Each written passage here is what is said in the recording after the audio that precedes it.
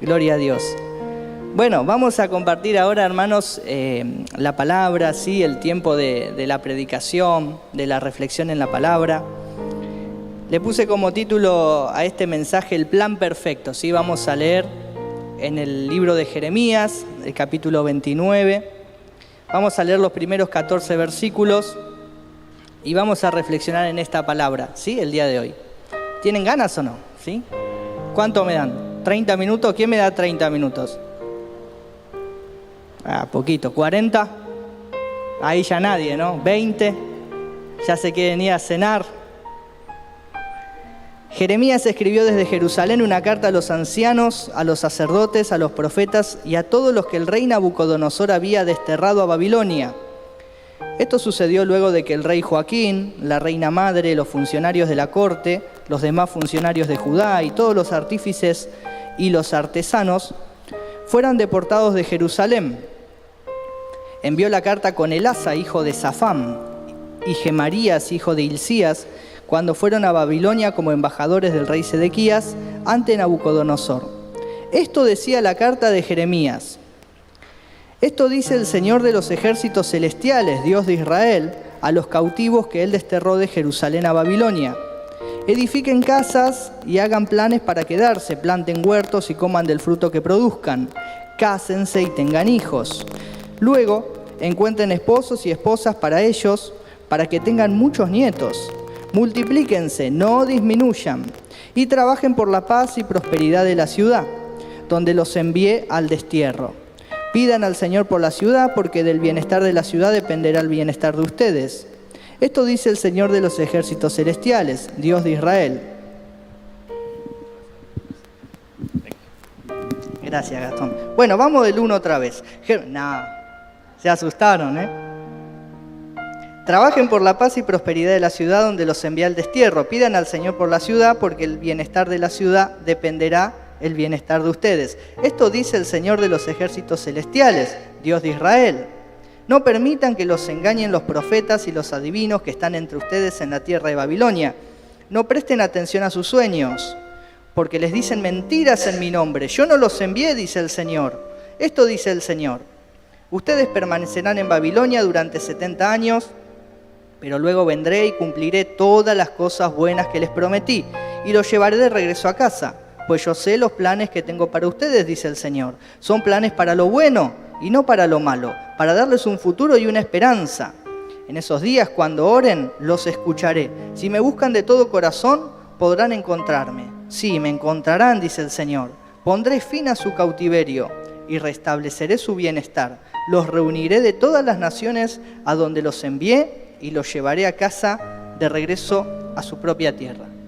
Muchas gracias, Señor, te damos por poder reflexionar en tu palabra en esta tarde. Te quiero pedir, papá, poder ser claro para transmitir lo que vos pusiste en mi corazón, para poder, Señor, entender lo que tu palabra nos quiere enseñar en esta tarde.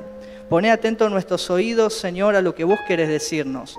Que tu Espíritu, Señor, sea claro al hablarnos y que podamos guardar en nuestro corazón tu enseñanza y poder llevarla a la práctica, Señor. En el nombre de Jesús. Amén y amén. La historia de Israel tiene muchas idas y vueltas, ¿sí? Los 2000 años de historia que registra la Biblia entre Abraham y el nacimiento de Cristo está lleno de relatos que nos enseñan acerca de la relación que Dios tuvo con las personas. Cuando Dios se acercó al hombre para proponerle un acuerdo, un pacto, le advirtió que enfrentaría serias consecuencias si éste rompía ese acuerdo, ¿sí? ¿Cuál era este acuerdo o este pacto? Israel sería para Dios su pueblo y Jehová sería para Israel su Dios, ¿sí? El pacto tenía que ver con esto. Ustedes serán mi pueblo y yo seré su Dios. Dios sería quien los sustentaría, Dios sería quien los sostendría. Dios sería para Israel a quienes ellos acudirían y Él respondería. No tenían que buscar en ningún otro lugar, tenían que buscar solo en Él, ¿sí? Y mientras el pueblo se enfocaba en Dios, Dios se enfocaba en el pueblo. El problema venía cuando el pueblo no se enfocaba en Dios, ¿sí? Ahí venía la consecuencia. Y para esta época, en la que se escribe este pasaje, o en la que se vive, mejor dicho, este pasaje, Israel ya no era la misma que había conquistado Canaán por medio de Josué y aquella generación que salió de Egipto, la segunda generación, porque la primera pereció en el desierto y entraron a Canaán y conquistaron la tierra. No tenía nada que ver con ese Israel, y mucho menos con ese Israel que supo estar en lo más alto del plano político, militar y comercial, como lo fue en el tiempo del rey David. Para este momento de la historia, la nación se encontraba débil humanamente y espiritualmente. De manera literal, la nación, Israel como un país, estaba dividida en dos, estaba quebrada en dos. ¿Sí? Luego del reinado de Salomón y de los pecados y los errores que éste cometió, vino el juicio de Dios para Israel. Y el juicio tuvo que ver con la división del reino, y quedó, por un lado, arriba en el norte, 10 tribus, llamadas Reino del Norte o Israel, y debajo quedaron 2 tribus, Judá y Benjamín, llamadas también Reino del Sur o Judá. Para este momento de la historia, el Reino del Norte ya había sido destruido por los asirios hacía 150 años atrás. Entonces lo que era Israel, conocido como nación de Dios, como el pueblo de Dios, era un puñadito que se encontraba abajo de lo que era la gran Israel, conformada por 2 tribus, Judá y Benjamín. Pero en este momento estaban viviendo uno de los momentos más difíciles. ¿Por qué? Porque esta segunda facción de la nación, esta segunda parte de la nación, el Reino del Sur, estaba siendo llevada cautiva a Babilonia. ¿Sí? Estaban siendo esclavizados por los babilonios. En 3 etapas, esto se llama deportaciones, los babilonios llevaron grupo de gente, llevaron a los hebreos a vivir a Babilonia. Allí está el relato de Daniel, Nabucodonosor y todo eso. Bueno, tiene que ver con este tiempo histórico, ¿sí?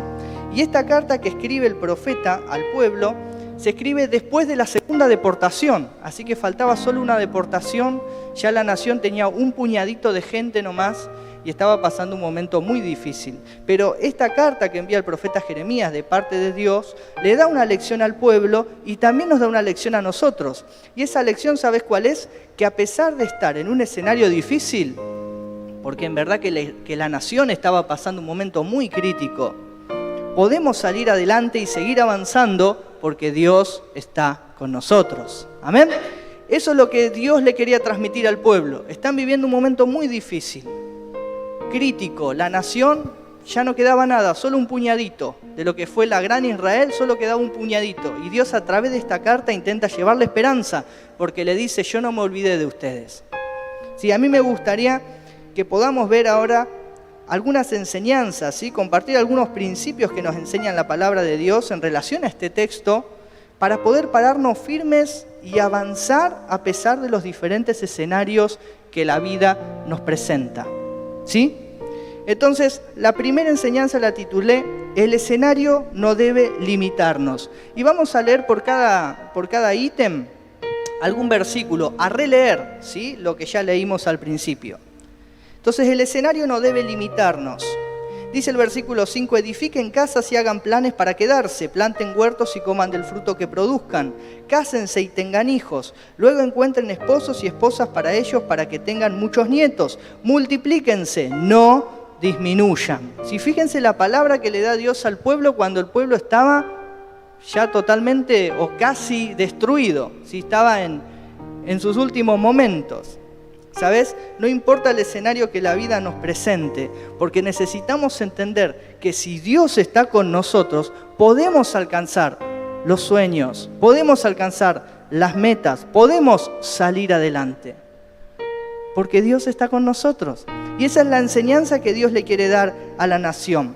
El pueblo estaba siendo desterrado, lo estaban sacando de su tierra prometida, aquella tierra prometida que Dios le prometió a Abraham y luego llevó al cumplimiento con Moisés, con Josué, y allí se estableció la nación. Bueno, esa tierra que Dios le había dado, ya no la estaban teniendo más. Estaban siendo desterrados, estaban siendo alejados de sus costumbres, de su cultura, de su lugar de seguridad.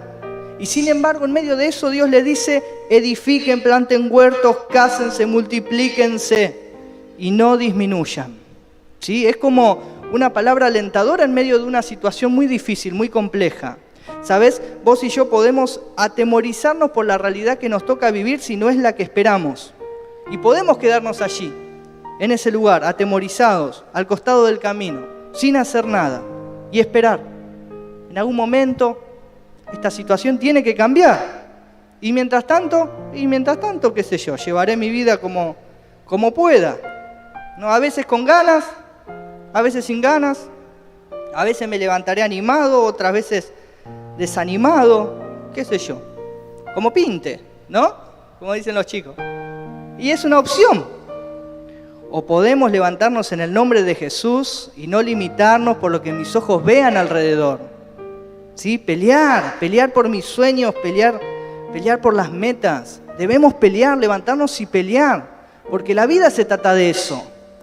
La vida se trata de eso. Si me anoté en una carrera, debo pelear. Si empecé a estudiar, debo pelear para poder alcanzar, llegar al final, graduarme, pelear por mi familia. ¿Tenés personas en tu familia que no conocen a Cristo? ¿Tenés personas en tu familia que tienen una necesidad, que necesitan conocer del amor de Dios? Bueno, hay que pelear por ellos. Hay que pelear en oración con las armas que nos da el Señor. Pero debemos levantarnos en el nombre de Jesús y pelear por eso. Pelear por mi vida. Pelear por mi vida. ¿En qué condición te encontrás hoy?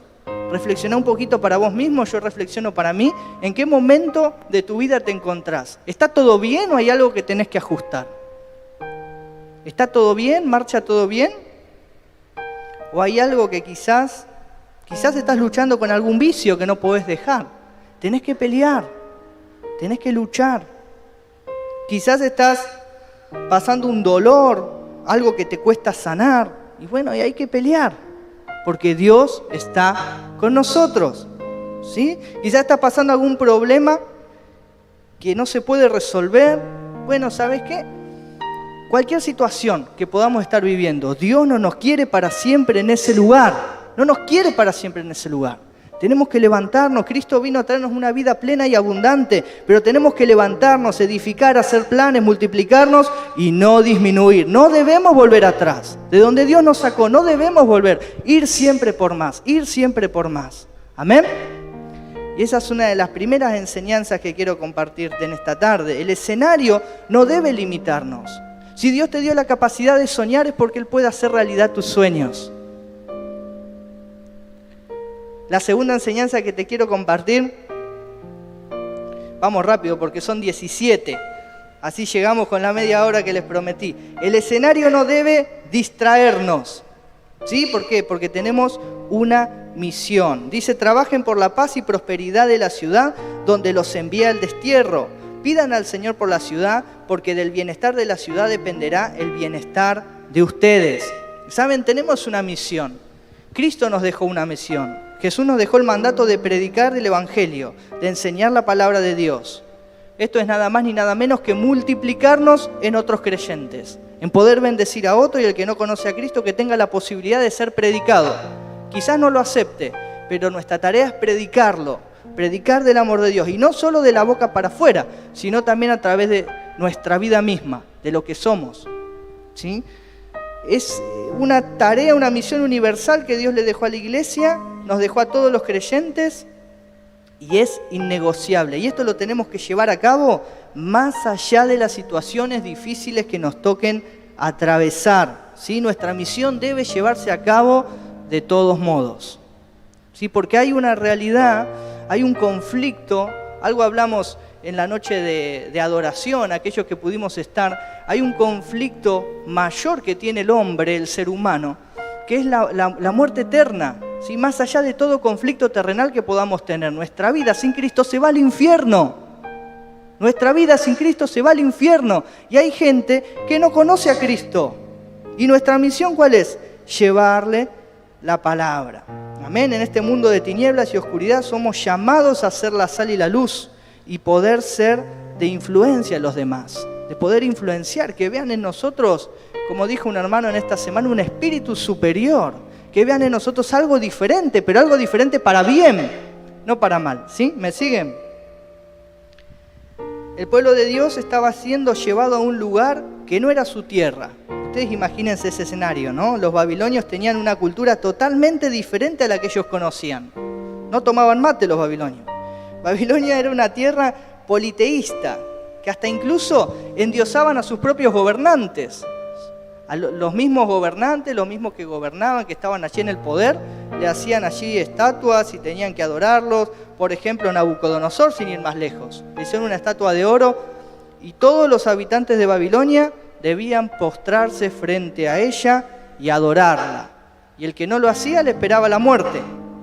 Y a pesar de todo esto, Dios le manda a su pueblo que estaba siendo desterrado y lo estaban llevando a esa nación que era, o sea, moralmente hablando, un desastre, pecado, idolatría. Y Dios los manda a trabajar por la paz y la prosperidad de esa tierra. Y les dice algo: el bienestar de la ciudad depende del bienestar de ustedes. Literalmente, el texto dice así: el bienestar de la ciudad depende del bienestar de ustedes. Yo desprendo esta enseñanza, ¿sí? Para mí, debemos trabajar por la paz y la prosperidad de los ámbitos que frecuentamos. ¿Sí? A veces las cosas no cambian y porque quizás yo estoy ahí y no puedo ser un agente de cambio. Soy uno más del montón, pero no hay una diferencia en ese lugar a donde estoy. ¿Sí? Nuestros lugares de trabajo deben ser lugares de prosperidad y bendición porque nosotros estamos allí. ¿Sabes? Hablaba con un compañero de trabajo hace un tiempo. Yo trabajo en la construcción y bueno, todo este tiempo de pandemia y fuimos muy afectados con el tema de la compra de suministros porque los proveedores no te quieren vender, retienen la mercadería y después cuando te la venden pasa mucho tiempo y te venden con aumento y bueno, todos los conflictos que todos vivimos, ¿no? No estamos exentos de eso. Entonces, muchas veces se hizo cuesta arriba el tema del laburo, pero saben, durante todo este tiempo, durante estos últimos 3 años, se laburó un montón, trabajamos mucho. Y la otra vez hablando con un compañero de trabajo, él me decía, ¿no? Y me compartía y hasta le llamaba la atención. Sí, qué raro, porque muchas fábricas cerraron, muchos lugares pasaron conflictos difíciles, se endeudaron para salir adelante. Y yo en ese momento me vino un pensamiento que se lo compartí. Digo, ¿sabés por qué? ¿Sabés por qué nosotros seguimos trabajando y seguimos estando y estamos vendiendo y progresando y prosperando? No porque los empleadores sean unos capos administradores porque entre nos, nada que ver. Yo le decía a esta persona, porque en este lugar trabaja gente que ama y que sirve a Dios. En este lugar están los hijos de Dios y claro, Dios no nos va a desamparar. Por eso, y se lo dije, el flaco quedó, así quedó, más o menos, ¿no? Pero, ¿saben? Nuestros lugares de trabajo deben ser lugares de prosperidad y bendición porque nosotros estamos allí. Y a veces quizás tengamos que hacer un esfuercito más, pero es parte también de lo que Jesús nos enseñó. Nuestros colegios o lugares de estudio deben ser lugares de paz y prosperidad porque nosotros estamos allí. No me puedo copiar, hermanos. No me puedo copiar. Sí, debemos ser de bendición, de influencia para los demás, demostrar que se puede. Nuestras reuniones familiares deben ser reuniones de paz, porque nosotros estamos allí. Y de pronto estamos allí en una reunión familiar y pasa algún conflicto, una situación, y nosotros tenemos que ser de bendición. Ahí nos enganchamos, no, porque fue tu culpa, porque... No, tenemos que ser de bendición. Y eso tenía que hacer el pueblo de Israel, ser de bendición. Vamos a un tercer escenario, avanzamos a un tercero. El escenario no debe hacernos dudar. ¿Sí? ¿Por qué? Porque debemos aprender a creerle a Dios. Por cada cosa que Él nos dijo, por cada promesa que tenemos de Él, debemos aprender a confiar. Dice el pasaje que tenemos allí, el versículo 8, esto dice el Señor de los ejércitos celestiales, Dios de Israel, no permitan que los engañen los profetas y los adivinos que están entre ustedes en la tierra de Babilonia, no presten atención a sus sueños, porque les dicen mentiras en mi nombre, yo no los envié, dice el Señor. ¿Sabes? Siempre hubieron en el pueblo de Dios a lo largo de la historia falsos profetas, personas que abrían la boca supuestamente de parte de Dios, a veces con pesimismo, otras veces con optimismo, pero concretamente Dios no lo mandaba a decir nada. Los flacos se mandaban y decían, esto dice el Señor y te vamos a dar la victoria, ¿no? Iba la nación, peleaba, perdía, nunca Dios le dijo nada. Eso estuvo siempre, a lo largo de la historia. Y el Señor en este pasaje le dice, no, yo no los envié, dice el Señor. Dicen mentiras en mi nombre. Yo pensaba, hermanos, que hay veces que nos resulta más fácil creer a las mentiras de Satanás que a las verdades de Dios. ¿No? A veces tenemos la verdad de Dios ahí tan cerca al alcance de la palabra y de tantas promesas hermosas que tenemos, y nos resulta más fácil creerle a las mentiras de Satanás. Cuando el escenario no es bueno, nos cuesta creer que algo bueno pueda pasar. Es la realidad, ¿no? Sin embargo, tenemos nuestra fe en esos momentos. Pero debemos creer que esa realidad que me toca vivir es momentánea y es temporal. Como hablábamos en la primera enseñanza, no es para siempre. Si me toca pasar un momento malo, ese momento malo no es para siempre. ¿Sí? Debo tener la fe para creer que en esos momentos esa realidad que me toca vivir es momentánea. Porque van a venir momentos difíciles, me va a tocar atravesar momentos duros. Y lo único que voy a tener para salir adelante son las promesas de Dios. Y el ejemplo claro es este pasaje. La única promesa, lo que tenía el pueblo era la promesa de Dios, nada más. Que algún día iban a estar mejor. Pero la realidad que estaban viviendo, nada que ver con esa promesa. ¿Sí? Pero eso iba a ser temporal. Va a ser necesario, indispensable tener fe y creerle a Dios que lo que estamos viviendo en ese momento es pasajero y lo que viene será mejor. Amén. Si estás pasando por algún momento, solo si estás pasando un momento difícil, ¿sí? Si estás pasando un momento difícil, un momento de prueba, repetí conmigo, lo que estoy viviendo en este momento es pasajero, lo que viene será mejor. Vamos de vuelta, lo que esté viviendo en este momento es pasajero y lo que viene será mejor. Amén, gloria a Dios. Pero debo fijar mi mirada en Él, confiar, debo desestimar las mentiras de Satanás, que una y otra vez, ¿sabés lo que intentan hacer? Frenar lo que Dios está haciendo con vos y conmigo. Lo único que intenta hacer Satanás es eso. Va una y otra vez a intentar frenar el plan de Dios con tu vida. Frenarte. ¿Por qué pensás que cuando te anotaste para participar de un grupo, cuando te anotaste para servir, cuando te anotaste para ir a algún lugar, para tu crecimiento espiritual, porque fue un desafío de fe, ¡paz! Ahí se manifestaron los demonios, pasaron cosas y se empiezan a trabar las cosas, ¿no? ¿No te ha pasado esa experiencia? Y claro, porque el diablo quiere frenar lo que Dios está haciendo en tu vida. El diablo no quiere que vayas al grupo. No quiere que llegues para el tiempo de la adoración. No, llegá para la palabra, si es el momento más importante del culto. Es mentira eso, guarda. No hay momento más importante en el culto. Todos los momentos son importantes. Es importante la adoración, es importante la ofrenda, porque adoramos a través de la ofrenda, es importante la cena, es importante la palabra y es importante la adoración, exaltar a Dios. Todo es importante, todo tiene que ver con una persona, Jesucristo, y todo cumple la misma función, rendirle culto a Él. ¿Amén? Entonces, todo es importante, pero el diablo una y otra vez va a intentar poner mentiras en nuestra cabeza. ¿Sí? Entonces viene el hermano, ¿no? Que llega, se sienta, ¿qué hora es? 7:30, 6:30, ¿no? Y se llega justo, no sé, agarró media predicación, no sé, por ahí enganchó algún versículo, un Jehová es mi pastor, nada me faltará, le metí un gloria a Dios, ahí llamado, pasa al frente y se va, ¿no? Pleno se va, pero eso es lo que piensa él, ¿sí? Porque es necesario, hermanos, poder entender que lo que hacemos tiene que ver con una cosa, con rendir culto a Dios y nada más, y adorarle, y por eso es importante cada momento de la reunión, ¿sí? Pero debo poner mi mirada en Él, confiar, desestimar la mentira de Satanás y no dejar que frene lo que Dios empezó a hacer en mí. Bien, vamos a la cuarta enseñanza. El escenario malo tiene sus días contados.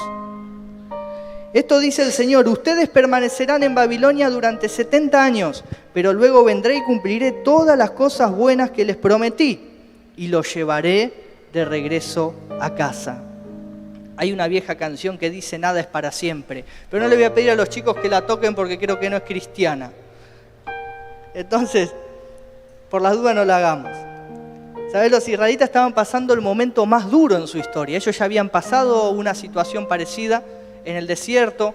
Anduvieron ahí vagando 40 años, dando vuelta por incredulidad, por rebeldía. Y luego entraron a la tierra prometida. Pasaron la lección y entraron a la tierra prometida. En esta ocasión los años eran más, eran 70 años. Y a ellos les tocaba vivir otra vez la esclavitud, ¿no? Estar bajo el dominio de los babilonios. Sea como fuere, Dios le dice al pueblo que después de pasado ese tiempo, Él se va a encargar de cumplir con cada una de las cosas buenas que Él prometió y los iba a llevar de regreso a casa. ¿Sabes? Desconozco el escenario de tu vida en este momento. Recién hicimos allí una declaración, una oración. Pero sé que si estás pasando un momento malo, un escenario en el que pasan los días y todo sigue igual, pasan las semanas y nada parece cambiar, pasan los años quizás y parece que ese maldito gigante sigue ahí y no se piensa mover, te quiero decir, mi hermano, que ese gigante tiene los días contados, que ninguna prueba es para siempre, que van a llegar los días buenos y que Dios es fiel para cumplir con todas las cosas buenas que te prometió. Gloria a Dios, te adoramos, Señor. Gracias, Jesús. Dios es fiel y va a cumplir con todas las cosas buenas que Él te prometió. Van a llegar los días buenos. Amén. Uy, me queda un minuto, hermanos. Le voy a pedir a los chicos de alabanza que pasen y vamos a compartir la quinta enseñanza, ¿sí? El escenario perfecto. Ya los chicos de producción ya me pasan ahí, ¿viste? Como diciendo, dale que... El escenario perfecto. Este versículo es hermoso, ¿no? Seguro que ya lo has leído en alguna ocasión. Dice, yo sé los planes que tengo para ustedes, dice el Señor. Son planes para lo bueno y no para lo malo, para darles un futuro y una esperanza. En esos días, cuando oren, yo los escucharé. Qué promesa maravillosa, hermanos. Hay planes que Dios pensó para nosotros. Y son planes de bien, dice. Planes que nos proponen un buen futuro y que nos proponen una esperanza. Cerrando esta reflexión, tengo una lista de algunas cositas que anoté para hacer una diferencia, ¿sí? En lo que no es el plan de Dios y lo que sí es el plan de Dios. Entonces, primero quiero leerte la lista de lo que no es el plan de Dios, ¿sí? La miseria, hermano, no es el plan de Dios. Pensá, ¿sí? Reflexioná y fíjate si no te identificás en alguna de estas. La miseria no es el plan de Dios. El desánimo no es el plan de Dios. Dios puede entender que estés pasando una situación difícil, que estés pasando una situación de desánimo por algún problema, lo que sea. Pero que te quedes ahí no es el plan de Dios. El rencor no es el plan de Dios. Si te lastimaron en algún momento, Dios lo entiende, Dios lo comprende y Dios empatiza. Jesús fue traicionado, Él sabe lo que es. Pero que te quedes ahí con ese dolor en tu corazón no es el plan de Dios. Las peleas familiares, las divisiones no son el plan de Dios. La falta de amor no es el plan de Dios. La vida sin sentido ni propósito no son el plan de Dios. Hay algo que tenés que hacer. ¿Para qué has sido creado? ¿Cuál es el propósito por el cual Dios te creó? Vivir sin el sentido de propósito no es el plan de Dios. Fuiste creado para algo. Calentar una silla en casa o en la iglesia tampoco son el plan de Dios. Y tiene que ver con lo anterior. Pero hay algo que sí es el plan de Dios. Que seas prosperado en todo es el plan de Dios. Que vivas una vida plena y abundante es el plan de Dios. Que sepas amar y perdonar a otros, aun si te han lastimado gravemente, es el plan de Dios. Porque Dios te perdonó primero, enviando a su Hijo a morir por vos y por mí. Que te desarrolles en esta vida es el plan de Dios. Que estudies, que te prepares, que trabajes, que te capacites. Ese es el plan de Dios, porque Dios puso una semilla en vos, un potencial. Pero va a depender de vos y de mí el poder desarrollarla e ir a más. Él está contigo. Que encuentres tus dones y los pongas a su servicio es el plan de Dios.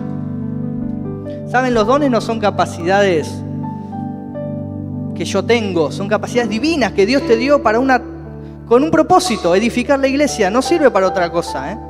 No sirve para otra cosa. Los dones que Dios le ha dado a la iglesia son para edificar al cuerpo de Cristo. No tienen otra función. El deseo, el plan de Dios es que lo pongas a su servicio, que encuentres el propósito por el cual fuiste creado, es el plan de Dios. ¿Y sabes qué más es el plan de Dios? Que tengas una relación de amor, de amistad, de padre e hijo con Dios, es el plan de Dios. ¿Sabes? Muchas veces nos cuesta disfrutar de la plenitud de Dios, de la vida plena y abundante que Él nos da, porque no podemos tener una relación sana con Él.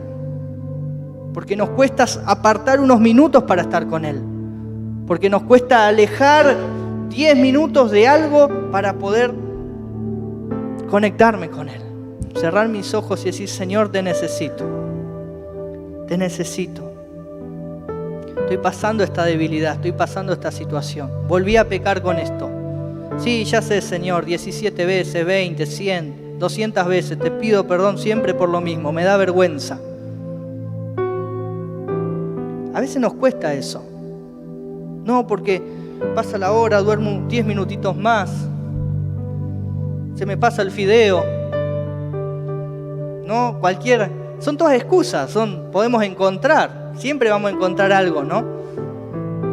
Pero el plan de Dios es que podamos tener una relación con Él.